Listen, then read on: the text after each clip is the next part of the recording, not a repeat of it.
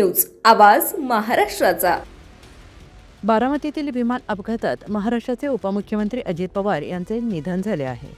विदीप जाधव त्यांचे वैयक्तिक सुरक्षा अधिकारी, सहाय्यक पिंकी माळी त्यांच्या टीममधील सदस्य, कप्तान सुमित कपूर, शंभवी पाठक सहचालक हे होते। आज सकाळी बारामती पुणे जिल्ह्याजवळील विमान अपघातात त्यांचा मृत्यू झालाय। बारामती विमानतळावर उतरत असताना हा अपघात घडलाय। अपघातात पवारांसह सर्व प्रवाशांचा मृत्यू झालेला आहे। अपघातात एकूण 5 जणांचा मृत्यू झालेला आहे। उपमुख्यमंत्री, पायलट, सहपायलट तसेच त्यांच्या सुरक्षा व्यक्ती आणि सहकाऱ्यांचा समावेश आहे। पंतप्रधान नरेंद्र मोदी यांनी श्रद्धांजली वाहिली आहे। पंतप्रधान नरेंद्र मोदी यांनी एक्स पूर्वी ट्विटरवर पोस्ट करून पवार यांचे स्मरण केले आणि त्यांना जनतेचा नेता म्हटलं आहे।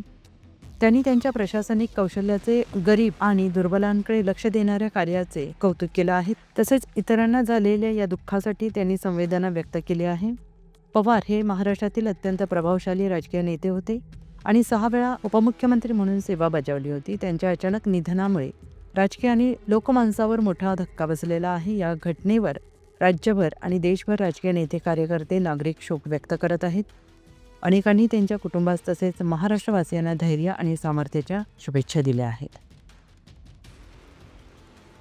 पुणे तसेच पिंपरी चिंचवड आणि महाराष्ट्रातील महत्त्वाच्या आणि ताज्या बातम्या पाहण्यासाठी महाराष्ट्र 18 न्यूज चॅनलला यूट्यूबवर सबस्क्राईब करा आणि बेल आयकॉन प्रेस करा।